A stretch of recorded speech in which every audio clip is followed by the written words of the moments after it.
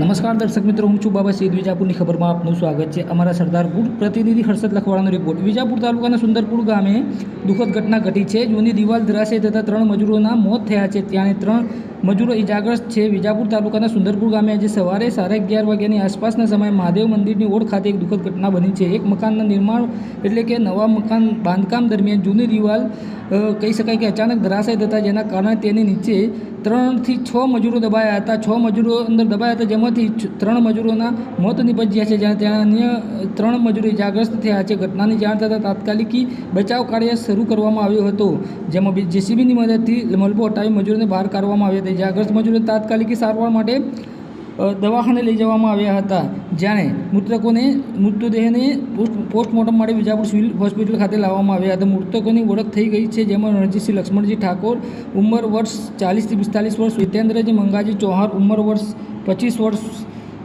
ખુદેરા, જ્યારે બાબુભાઈ સુનિયાભાઈ ભુડિયા જેઓ દાહોદ ખાતેના છે, તેમની ઉંમર પડે 40-45 વર્ષની છે.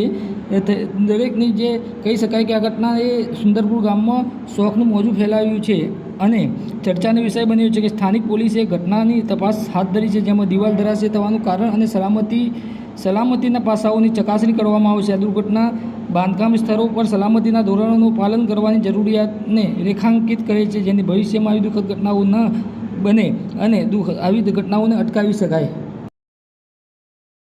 દિવાલ પડી તો ત્યાં ક્યાં હતા તમે? હા, તો શું થયું હતું તમે હતા ત્યાં? શું નામ છે તમારું? કઈ બાજુમાં છે?